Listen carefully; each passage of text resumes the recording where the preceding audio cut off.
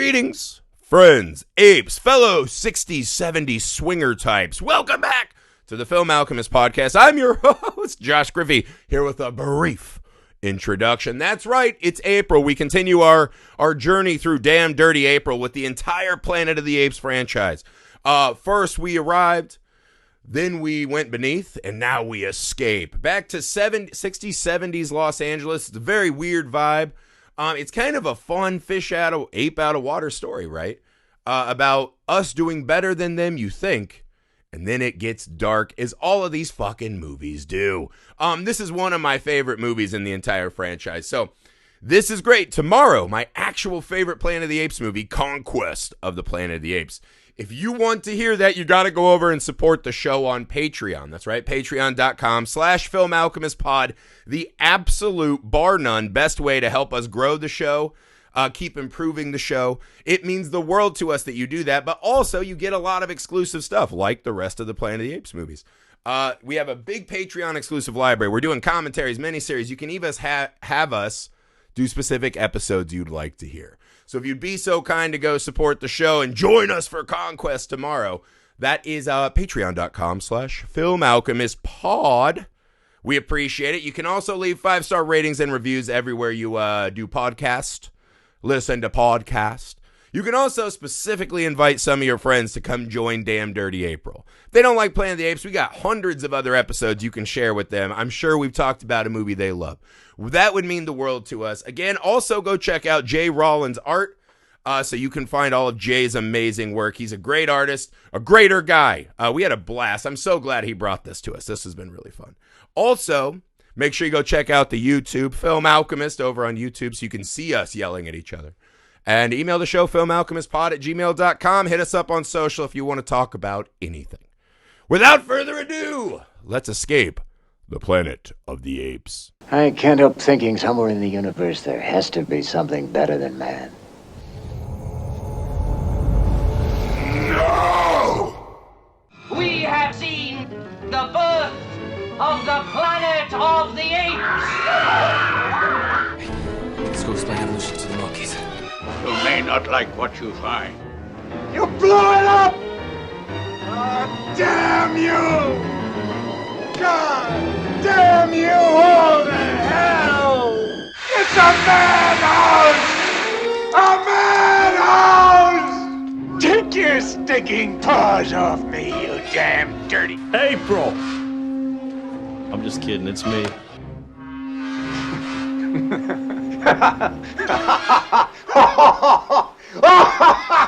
I think this one is forgotten, but it's so fucking good. Like, I kind of remember them, like, because this was my favorite Star Trek, right? I mostly, for the most part, have always hated Star Trek my whole life because, you know, we were in the wars. It was Star Wars versus Star Trek kids, and I chose my side, and that's fun. Plus, Star Trek's just like nerds, like walking around space. You know what I mean? There's nothing that cool about it. But as I've gotten older, I've appreciated Star Trek more and more. There you go. My favorite of the original Star Trek movies is when they go to the 70s San Francisco and need to get a whale.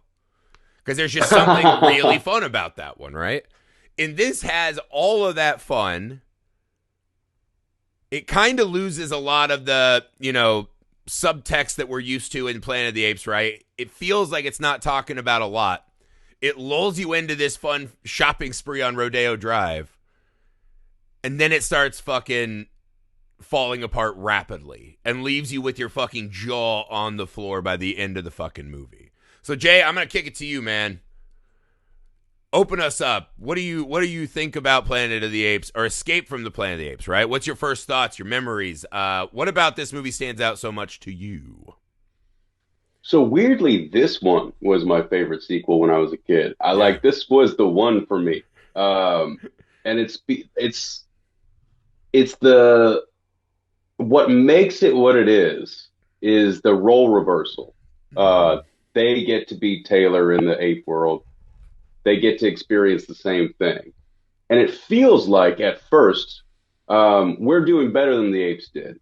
Us reacting to seeing talking apes, we did a better job than they did, but it devolves into exactly what they did to Taylor, which I love. They did it so well. And it's the people who are the guy who is the Zeus stand-in, the guy who knows science or whatever, who's just like, they will destroy us. He's just Zeus.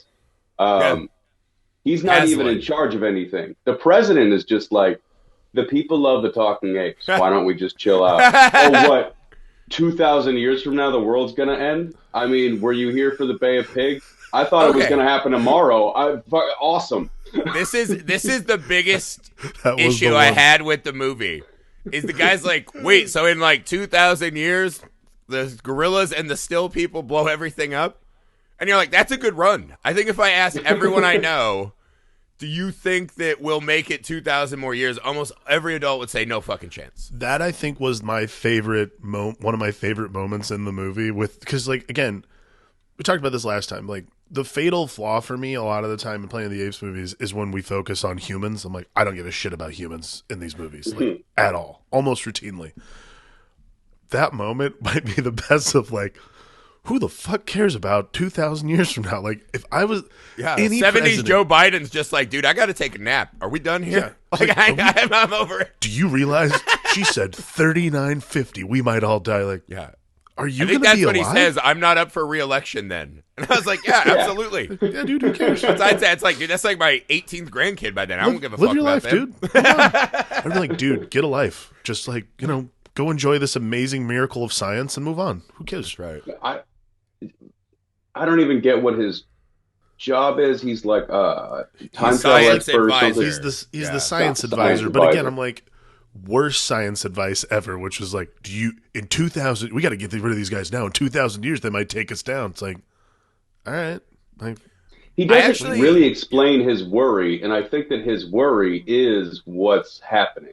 His worry is that the reason that the apes come to power is because apes came from the future to breed with modern day. He's trying to be like, this is what makes it happen.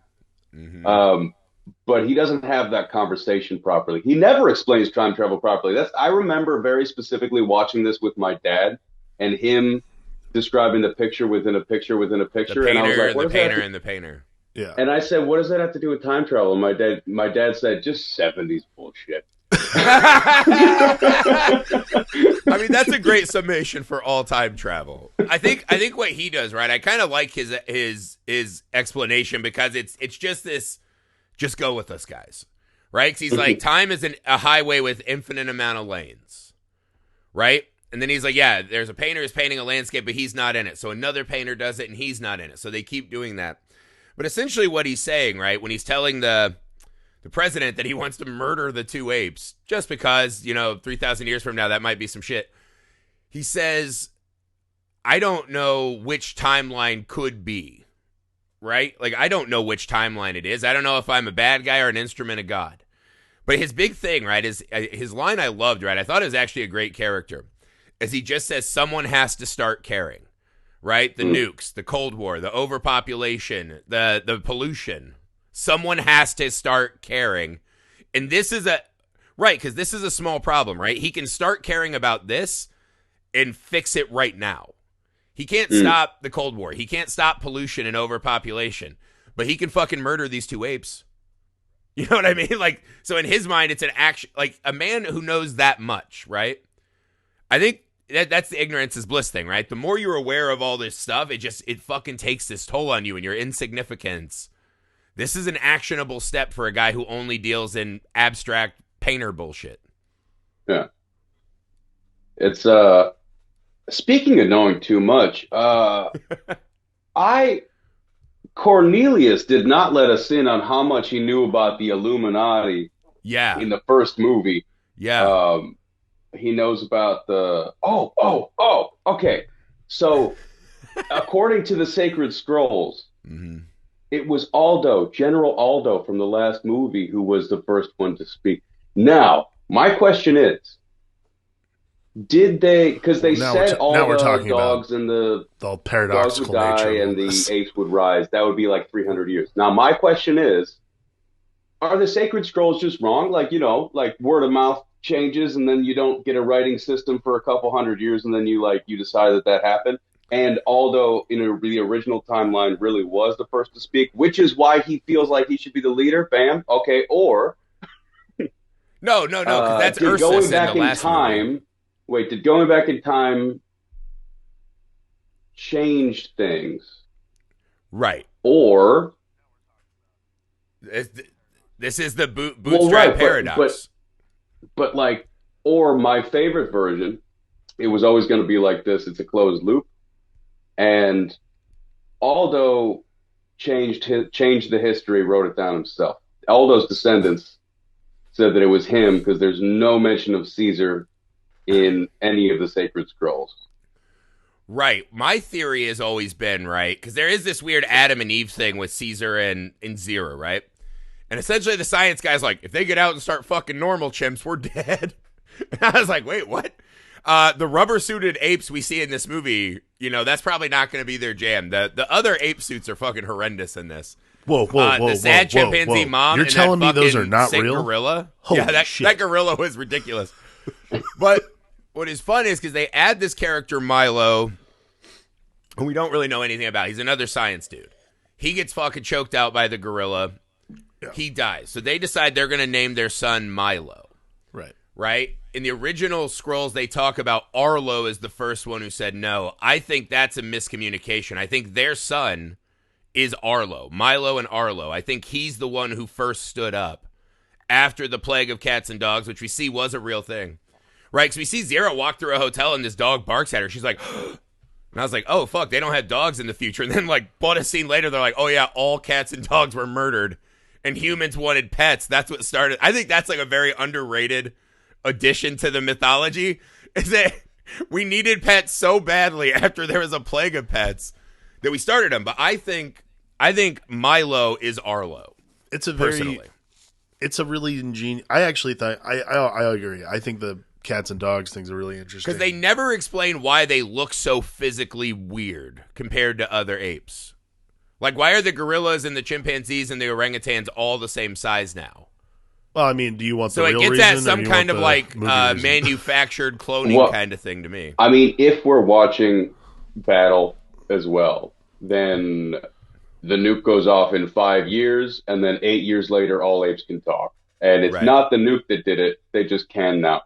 I think that's something that we're going to pretend for the moment. I think that's something that we overlook in 2023 watching these movies is how prescient the nuclear arms race. And look, only in the last week did it become a thing again. But pet genocide is omnipresent. We'll always understand. But in 1971, it was still to your point, Jay, earlier about this guy why this guy gives a shit about 2,000 years from now. It's not 2,000 years from now. It's tomorrow this nuke could go off and the whole fucking thing could go belly up. So, I think that culturally is what was still relevant at the time.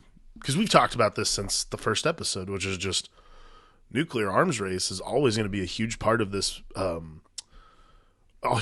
series, just because of the time it was made. Mm-hmm. There's no getting around that. It's quite frankly and so that I think to me is the expectorant of the whole series is this looming specter of nuclear oblivion causes so many things to happen. And again, this is the awesome thing about science fiction from the 1970s is so much was qualified as I don't know, some nuke went off and everybody became this guy. It's it's a whole thing. So it was an omnipresent unknown that could wipe everything out. Now, what's interesting too, but when you watch it now is the dog and cat pandemic of 1983 or whatever it happens. They just say that so casually. Caesar's like, well, in the secret scrolls, all your cats and dogs died. It's wait. Yeah, what? You don't drop a bomb like that on people who love their cats and dogs. Because of germs from space. Yeah, Zira and Cornelius fucking murder. 28 days later, all the cats and dogs. That dog in the hotel was probably the first dog that got the plague and started dying. For sure. Zira from Zira. That dog up, at the Beverly Hilton or whatever. So I still have, as far as the time travel idea goes, I still have my personal belief is that it's like Terminator, it's like Judgment Day. The Rise of the Apes was inevitable. Yeah. And they just made it happen faster. The dogs and I like cats that. dying and the rise of the apes was supposed to happen 300 years from now. That's what he said. But it's going to happen within the next 20, 30 years. I really like that. Yeah. I like that. That makes sense. That's the thing the And it science works. guy never postulates, right? Is he's like, well, if I kill them, this won't happen. You're like, there's still a future where those apes existed. In an infinite timeline, they're still going to come back. Some other ape's going to make their way back, right? But he's just like, well, I don't know. I got to handle it now. Well, this is like always the thing about time travel stuff when people are trying to prevent, like we were talking about with Terminator, when people are trying to prevent the future, it's John Connor sends his best friend back to fuck his mom to make him. yeah, like That's like the paradox to end all paradoxes. It's but not it's awesome. about like, to me, a lot of the time the like these kinds of trying to prevent the future moments in movies are not about they're that. It's I'm trying to prevent me from not existing. Because really, if I was John Connor and I saw the future, I was in the future, be like, I got to send people back and be like, fuck that. I am gonna fucking like I'm just not gonna be born. Like, I No, will send that's someone back. the Matrix issue, right? Where they're like, Yeah. oh, Neo got free of the Matrix. Then you see him eating like that sludge Yeah, and wearing like why the stretched fuck would out you do that? fleeces. You're like, yeah, I'd go back. I'd be like, plug me the fuck in. Yeah, I don't want to live on that ship. Have you ever seen the original ending of the Butterfly Effect? Yeah, same thing. Oh, yeah. where he strangles himself with the umbilical cord. Yeah. Yeah. Which is hilarious. Sorry, it's not funny, but it's really funny that kind That's of like thing all right. that makes it into a movie. I don't want to continue the pod if we can't agree that's a fucking hilarious moment. Oh, it's very That is funny. It's very absolutely funny. Okay, hilarious. good. As long as we're okay. Look, babies dying is not cool, but Well, a 'cause little. No, babies dying That is not little cool. baby Baby is like, choking is so himself matter of hilarious. fact, he just grabs it. All right, here we go. Yep. Dude, he's got like And- 1 week old biceps. He has no fucking muscle. Again, this to is choke always one of those things. It's like, wait a second, you have memories of being in the womb. Like, I think you could only go back to your memory of. Yeah, you It's go in back there to your somewhere. own memories, not just a picture of you. It's just Yeah. in Yeah. there. It's in there somewhere. We just can't access it. is Everything like we've a ever right seen or out of- heard is somewhere in there. That's a just got out of film school, got a script sold. Nobody had the money to make the script that you wanted. It should have been some indie darling, and it didn't have a big enough budget to like make it better. Yeah. It didn't have a small enough budget to make it cool. Whatever. Oh, We're yeah. not talking about That was Butterfly. early year of film school. Every freshman or sophomore, their movie ended with someone killing themselves because Yeah, it yeah. seemed very dramatic. It was, Right? So well, that it was like the- a real scourge. I've seen Yeah, like hundreds of student film suicides. Yeah, early film school was always you did that because I that's did how that. you ended. That's because, but that makes sense because Our that's how you first short ended film a was short me film. and another actor playing chess, and whoever lost, like I killed myself, and that was the end Right. of it. But So that's I did how you all the ended it. cliches, right? It was black and white. We were playing chess, But and that's I how killed you myself ended at a the short end. film.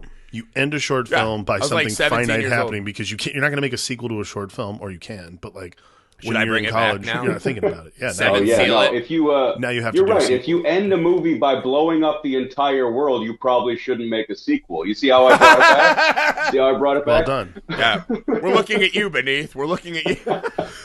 Well, also I It's like a they're different like, ship. Did you notice that? It's a black ship. Yeah. The original one was white, like with little stripes. because I didn't know if it was Taylor's or the other guys. They never really explained why they're like, we got to get out. Why? Who's Milo? Why is he with us? And then, See, yeah, that Zara makes passes sense. out in the museum, and she's like, I'm pregnant.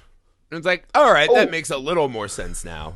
Oh, I just rewatched Beneath because I was showing the movies to my wife, and she. By the way, her says tweet she about has- that was wonderful. I'm just going to say that. What'd I miss? His wife tweeted, she's like, Jay's making me sit here and scream at Planet of the Apes. Yeah, because we were getting political. But she says she's pregnant. Our future child, she said, in Beneath the Planet of the Apes. She says, I don't want this world for our future child, and she touches her stomach. She's not talking in vagaries. And then she flies off in the spaceship, and she just doesn't tell anybody until she passes out. Yeah. Yeah, wow. See, that's good. That I really did forget completely. totally was like, forgot that, Did too. that come out of nowhere? I I'm didn't. like, oh, we no. also forgot on the last pod, the last time we saw Zara and Cornelius, they were doing some like all in the family comedy bits about how Cornelius beats the shit out of her.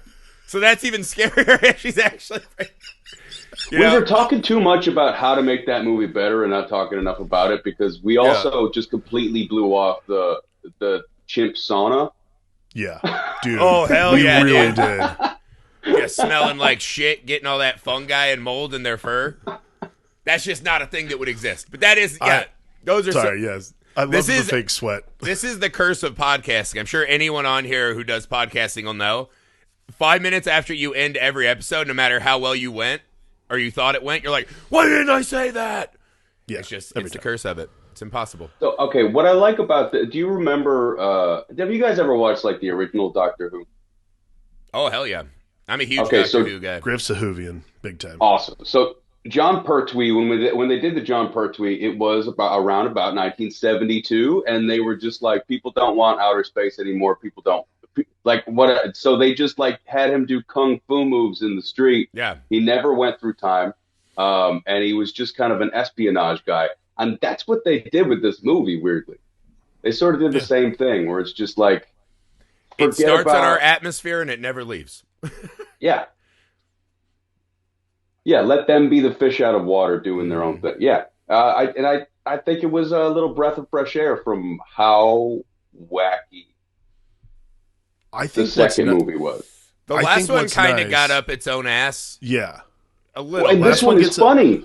Yeah, on purpose. That's like the big thing is I think this one starts like Andrea and I were watching it last night, and even she like would perk up every once in a while when like Roddy McDowall would throw some hilarious like she tells me what to do, and I'm like, oh man, boy. oh yeah, Cornelius is TV ready. Cornelius is fucking yucking it up, dude. Dude, he's sitting there in his fucking Hugh Hefner suit, just watching himself on TV, like, The fucking terry cloth, talk.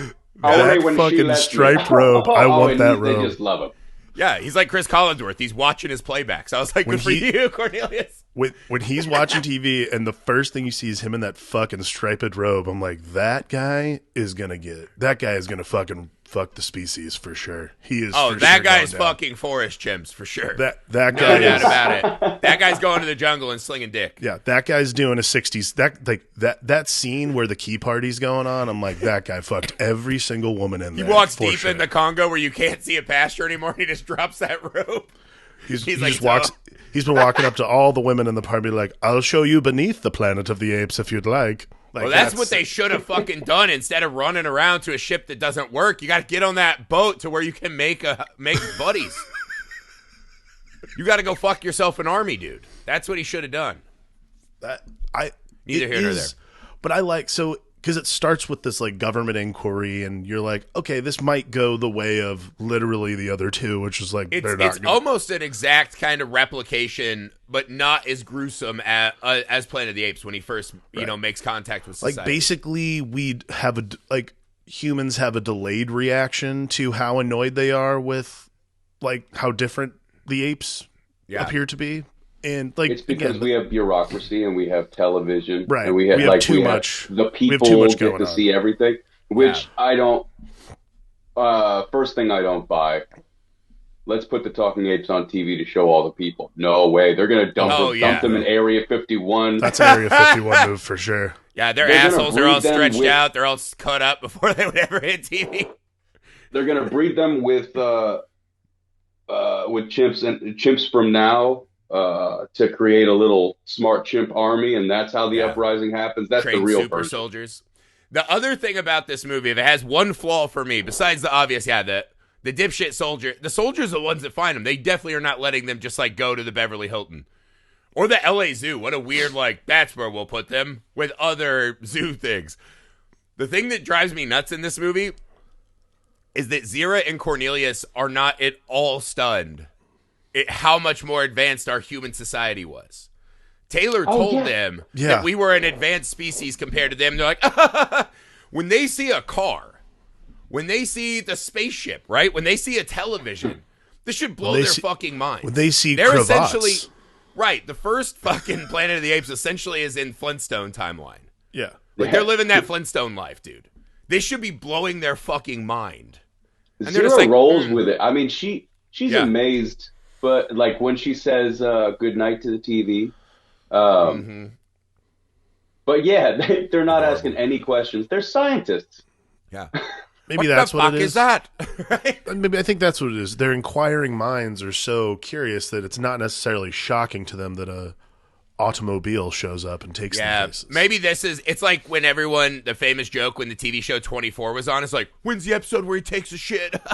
So, okay. Like maybe this is like happening off camera and we just have to assume. So we only got, so they end up staying at the Beverly Wilshire, which I've actually shot at before. And I've gotten shit-faced. Where they have the swinger party with the seesaw? where they have the key party with the seesaw, which people definitely fucked on at that party, by the way. But I wanted to ask, 70s LA would have been so dick ready. Yeah. For an intergalactic species. I wanted to ask no you doubt guys, about it. Jay, have you been out to LA before? No. Okay, cool. But you've seen plenty of movies about stupid things in Los Angeles. This is my question. Besides the fashion show they went on, where else do you think the government took them in Los Angeles in the 1970s? Because the only other frame of reference at this time anyone might have had was like pretty much The Long Goodbye and then like the Omega Man. So clearly the place is fucked regardless. So they could have gone and got their heads kicked in at Dodger Stadium, all the classic LA sightseeing. They definitely didn't take him downtown because that's the thing. Like at this stage in history, LA is like downtown's fucked. Beverly Hills is like at the this nicest stage place. In history, downtown is fucked. I mean, it's not as cool as it's not chic like it is now apparently. But this like, is also the birth of Skid Row. Like, do you think they took him to like Cantor's Deli to like grab a sandwich, like a vegetarian sandwich? Imagine the Apes having their first sandwich. Yeah, we missed a lot of they never had bread. Yeah, we missed a lot of cool LA moments because their minds should be blown by some of this stuff. Like they're not up by the Hollywood sign. Come on, that's right. Like, That's right. They didn't take. I think it's They didn't take him to the Walk of Fame. The what a Walk shame. of Fame. Here's Dom DeLuise, and they're like, interesting. What does Dom DeLuise do?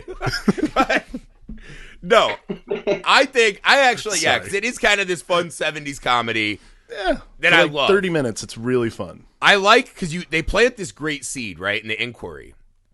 When she starts, examined a ton of humans, right? Dissect. Oh, that scene is great. When they give her the truth serum, and they show what we saw in Planet of the Apes, but all sepia out. Yeah. So it's like this fucking World War II recreation video. Awesome. Yeah, it's like a Ken Burns documentary. Also, what I hate is that the scientists acknowledge what they did because they're like, she committed atrocities. Granted, we also do that all the time to animals and things we consider inferior. Right. But I thought that was a really cool scene, right? Is that this guy's just out to get this evidence that they're doing something evil, right? Yeah. So he fucking gets her on the truth serum. Their answer is that they want to give her an abortion and chemically castrate both of them. Maybe not chemically, maybe physically castrate both of them. Right. And I was They do say as humanely as possible. Yeah. They say as humanely as possible, so maybe they'll just give him a little ape vasectomy. Yeah. Yeah, here's your ape rubbers. Here's how to use it. But I was like, they say that on broadcast to the world. Yeah. Right? So not only do we know these apes, but we fall in love with them because they're, running around experiencing Los Angeles for the first time. The government comes out and is like, hey, we're going to kill their baby and castrate them. Mm-hmm.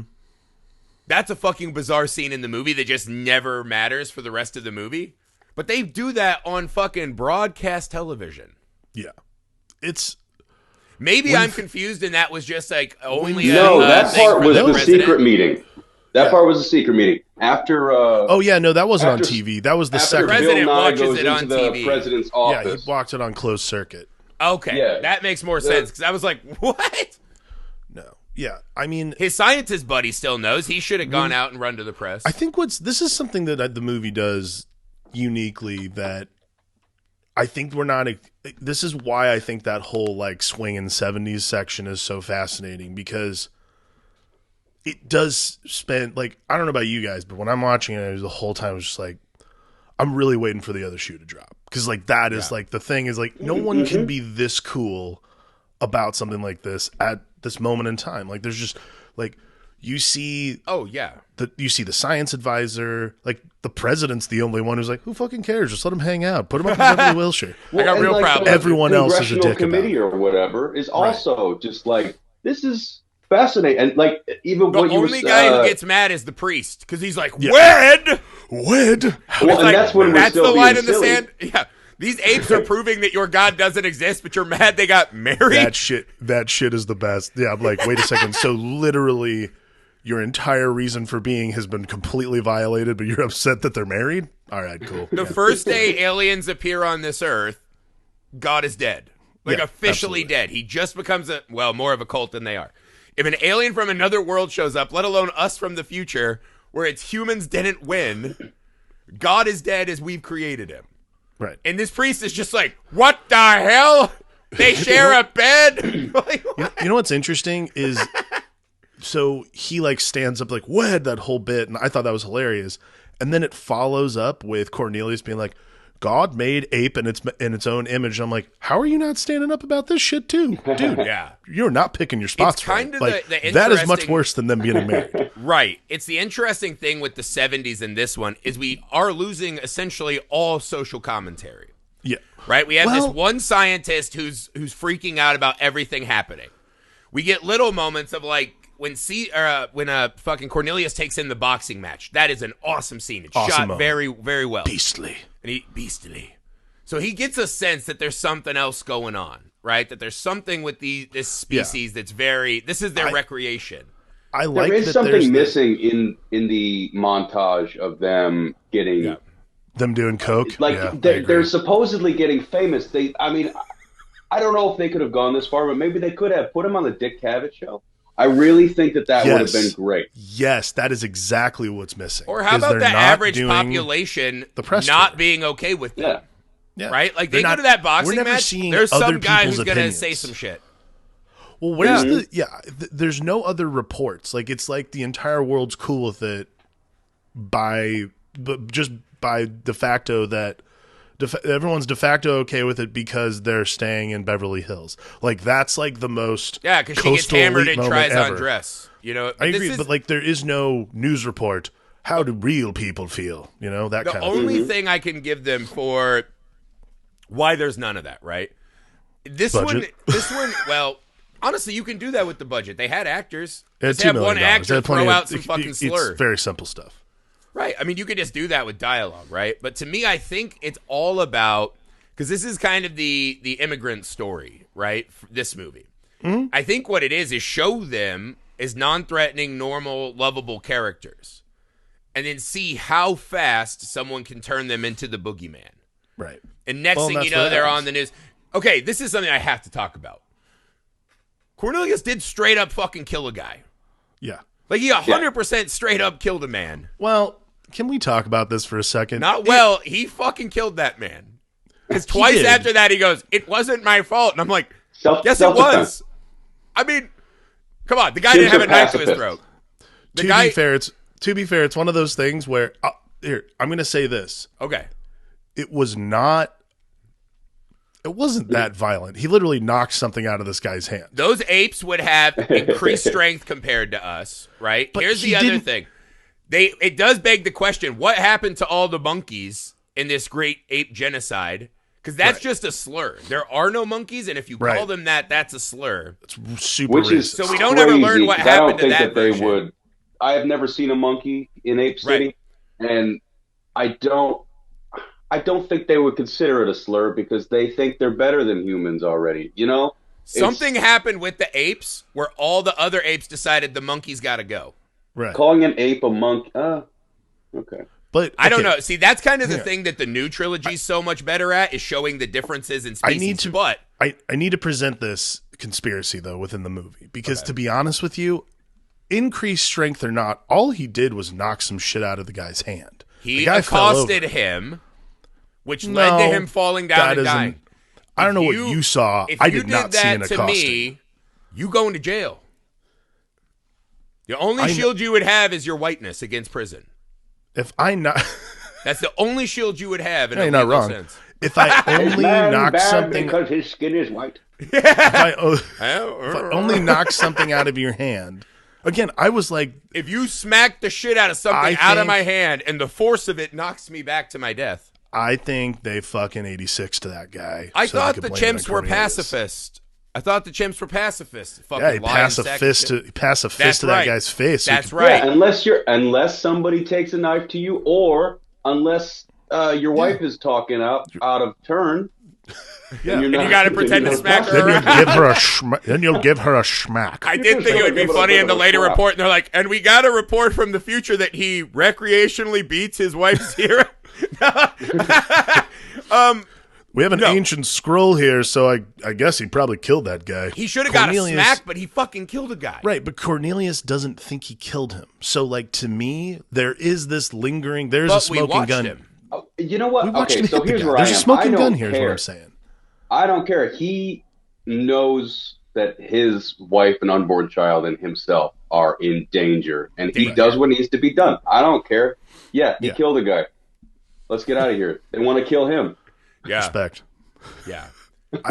He definitely killed a guy. I think the government killed the guy afterwards. Oh, no shit? Oh, yeah, absolutely. You think what? They gave him like a delayed capsule? No, I think they straight up came in and was like, oh, look at this guy. He got punched in the nose. All right, let's suffocate You him. think so we Caesar smacked him, he fell down and was unconscious, and I then think the government I came think in and put the Cornelius- boot on the throat? I think Cornelius smacked him. They came in. They're like, this dude. Damn, that is super dark. If that's true, that's super dark and awesome. So Have you watched these movies so far? You're not wrong. We're going into the conquest canon here. Come on. changes in this movie, and it changes movie by movie. Obviously, they just I guess it's just hard to set up a reel-to-reel and rewatch the movie before you write the new one. Right. They couldn't afford a 50-cent ticket? What's up? Yeah, right. So on the subject of Cornelius, for some reason knowing everything, I think that can be explained because Milo was not supposed to die. The guy who played Milo did not like the makeup, and he's just like, I'm done. Figure out a way for me not to be doing this Interesting. movie I didn't anymore. know that. Yeah. There's a reason they put 3 of them in there. Like, there's no repercussions to his death. It's just they already filmed all the stuff with him in it. Right, right. Yeah. You think that would matter a little more? So I think Dr. Milo was like I think that was going to be him. He was going to be interviewed. The 2 of them are like media darlings. Right. They've got him They're the in a sex little bots. room. They got the other guy giving the information. That makes sense. And in the first movie, they talk about Dr. Milo. I think he's sort of like a chimp in the know. And I think that he's Dr. Zaius trusts him with this sort of information. And I think he lets it all out. Do you think he's like the guy? I'm going to put it in a way that sounds conspiratorial, even though it's not. But like, do you think he's the guy who's like seen like that suitcase of L. Ron Hubbard stuff, and they're like, "Oh, cool, he actually knows this is bullshit too." Like, yes, I think Zaius and Milo are like in cahoots, basically. Yeah, and for the greater good of apedom or whatever, it's just someone like had the to people train don't him in need to know. archaeology. Yeah. Yeah. Milo could have been his mentor. He Yeah, could that have been makes his sense. his professor, whatever. So yeah, this murder begets us a running adventure, right? Right. This is where we introduce Armondo. Hilarious idea to be like, these Ricardo intergalactic Montalban. Ricardo fugitives. Montalban. Armondo's awesome, and he's in this one and the next one. Yeah. Great addition to the ape mythology here. So essentially their plan is to let Zira give birth in the circus, just steal this other chimpanzee's baby, Dude, And chuck it off of a boat. and yeah, so fucking that kill baby it. will get Not murdered. Cool. I think they know someone's getting murdered. It's like, might as well be your fucking kid, dumb ape in the cage. Not okay. Insane because the mom chimpanzee would murder Zira for touching her baby. 1000%. So they probably I had can to see train that how- mom. I can see how a guy who runs a circus would be okay with just chucking a baby chimp off of a boat for a talking chimp. Right. It's not illegal. It's not illegal to have He a just talking wants chimp a yet, chimp, so and he's this is like, a better "Cha-ching." attraction. Right. I can see that, but a sentient ape woman holding a baby of her own species and being like, "Not mine," just chucking off a boat like, That's don't some buy fucking it. gnarly shit, dude. No, this is the thing, right? I was watching this nature documentary with my kids, and my wife was like appalled and made me turn it off. Chimpanzees have like full-on gang warfare for turf, right? And if their males beat your males, the first thing they do is rape A every man female will chimp. kill his neighbor to get his land. An ape would never do that. Chimps did before this event in time, before they were pets, and they fucking rape all the women chimps and then fucking eat their babies. So there's no competition with the babies that they are now making with these. Chimps are fucking brutally violent creatures. Like, and this mom is going to fucking murder someone if they come near her baby. So that leads to, like, what the hell did they do to her to switch it? And she's going to fucking snap Milo in half when she wakes up and realizes it's not her baby. Right. Neither here nor there. Oh, man, yeah. It's a really just, like, dark moment, because Zira's like, hey, we're friends, and holds up her paw. I'm like, that creature will eat your face off. Yeah.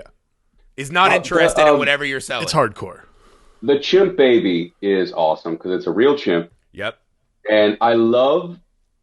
just rewatch it if you didn't notice, but I love the way that chimp stares at Cornelius and Zira, like uncanny valley from his perspective. He's like, "What are you?" And he's so fascinated. He just loves staring at these people in ape suits. It's really good. Imagine going back and meeting like an actual like cave person. Yeah. I mean, like, fuck, that was us, dude. No, I mean the real. I'm not going to call him an actor, but I mean the actual chimp looking at people in makeup. He's just so cute. The way he's just like can't stop staring at the people in ape costumes. Right. Well, he's like, dude, I got to do better in life. I got to strive for more. I got to follow The Rock's Instagram and get some inspiration. Yeah, it is weird because I think when they get to Camp 11, right? They're like, you know, Heisland was like, or no, Cornelius said that with part of the scrolls, right? He's like, man might kill his brother, but he won't kill his pets, right? And then I'm like, that's essentially exactly what you're doing right now, Cornelius. You commit a murder, you commit a baby kidnapping. He didn't do that. Cornelius is in a full-on like crime spree. Cornelius did not fucking murder those Oh, did he? Because what's the first thing he asked the scientist? He's like, can I get strapped? Cornelius is about the life now. Cornelius is about the hard. I'm not saying he's not. He doesn't become about that life, but it takes having to defend that wife and kid, man. Cornelius knows now that it's going down. Cornelius is about the life of shoot it out. Yes, I mean that's why the ending is what it is. Like it is this like sort of tragic. It is this for a movie that starts kind of like a jinky sci-fi thing, like the Scooby-Doo-ish type vibe. Yeah. Yeah. The ending is so brutal. You're just like, holy shit. That's Planet of the Apes, though, because each movie keeps trying to. Yeah. Each movie knows that the thing that got people in 1968 Planet of the Apes was that ending that just with the waves crashing that just makes you go, oh my God. So no matter what the movie is, they always want to do an ending like that. Yeah. I mean, and I think what's good too this time is there's a nice open ending to it. So you're like, oh, cool. When we want to come back, luckily we didn't blow this one up yet, so we can just that normal chimp baby got gadded. Don't worry about it. Yeah.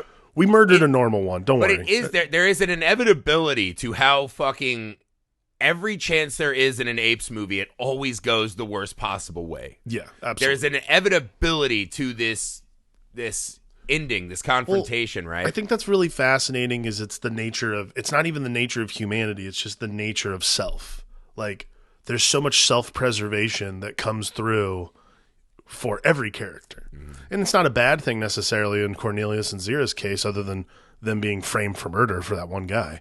But you know, framed.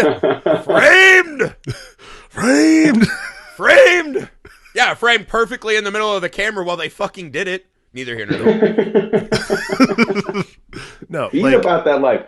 I mean, yeah. I mean, I'm with him. If someone was gonna fucking kill my wife and kid, I would also steal babies and get guns tap the and strikes murder. For sure. No doubt about it. I'd be about the life too. And I think he is immediately about that life because he lives in on a world with 6 million people on it now, 6 million sentient beings. And I think that like the apes and how up their own ass they are about how peaceful they are is because there are only 1,000 of them. Yeah, and they're And still there's only fucking going. one At, they're running out of society. food. Yeah. Well, and they're also it's a caste system. Like they're very specific. Like they have this society built that's so specific, and that's not how. That's not the world that they come into and escape. They're like, holy shit! Everyone is like, man, Yeah. Like the only thing that separates everyone here seems to be the societal ills that we don't necessarily acknowledge in the if they future. had No, gone not all on- apes are created equal either, right? Once they hit Camp absolutely. 11, he knows exactly where this is going. Yeah. And that's they what had they gone on did that- to Taylor. Like, he knows exactly what's coming when they hit Camp 11. Mm. He's fucking Oh, my knows. favorite. I think my favorite. There's one accidentally hilarious moment, and it's where they're taken into the room. It's a dark room, and she says, "We flew off into space, and there was a bright, blinding light." And then he turns on the lamp and goes, "Brighter than this." Like this? And it's like, you Brighter fucking than idiot. this? Like what? Why did you do that? That mustachioed detective or whatever is such a fucking idiot. He's always, dude, every scene he has, he's just like the most shocked of anyone. It's But there is fucking something hilarious. about the president saying, take them alive, right? They're fine.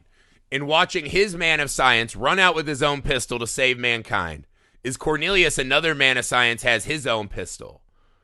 And it's right, no matter, once you start making weapons, this is how it's always going to fucking well, yeah, go. it just devolves into this self-preservation. That's like Right. that's like this nice, like nicely wrapped metaphor for the movie itself. Is like not even like, oh, once weapons are involved, but more just like once your self-preservation is at stake, everyone becomes an animal for themselves. Like it's not necessarily like, oh, we're just, Yeah. we're just firing guns. Like when self-preservation actually matters. Like I'm not getting into anything that's going on in the real world right now, but like Well, yeah. when but not only self-preservation that, actually right? matters, it becomes a very different Yes. story.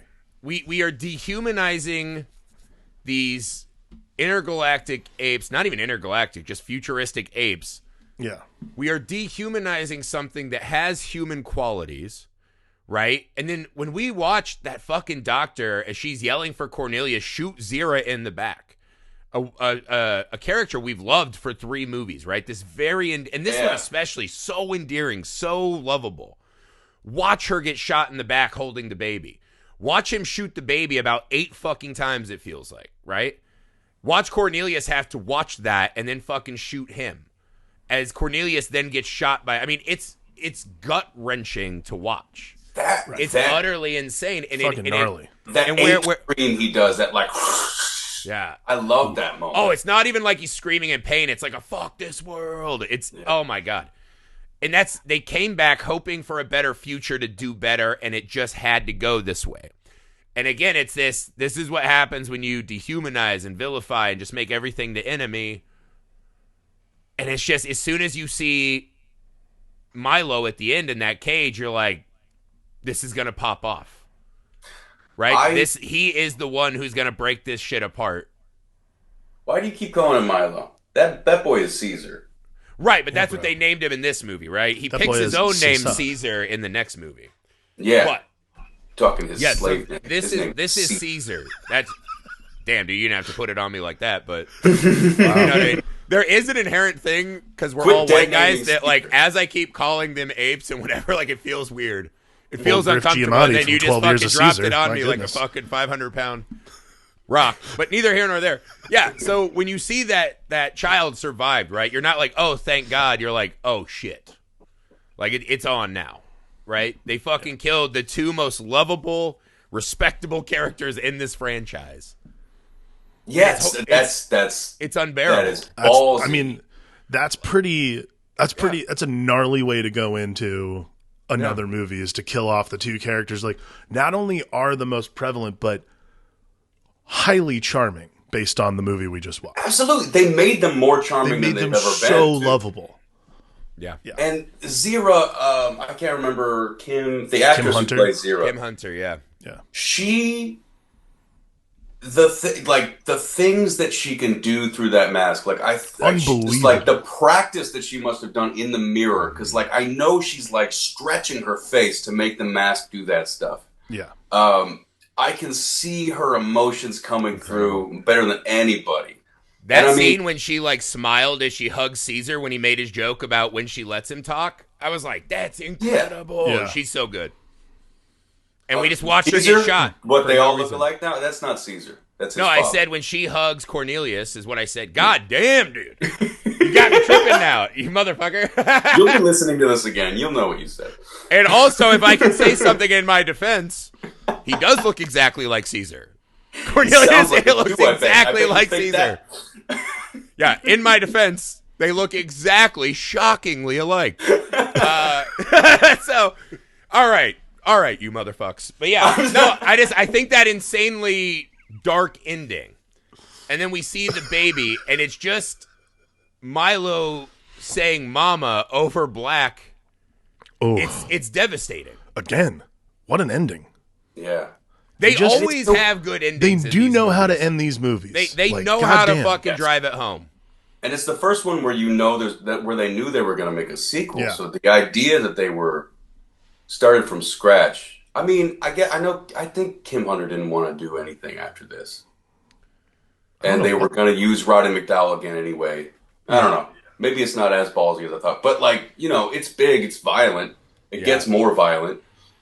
Well, as we see in the next one, it's really hard after what we just watched in this one to do the I'm a peaceful man of science. I hope it works. Right. Right? Like in the next one, they have McDonald, right? The assistant mayor, Right. who's like a perfect, trying to make sense of all of it, but it's too late.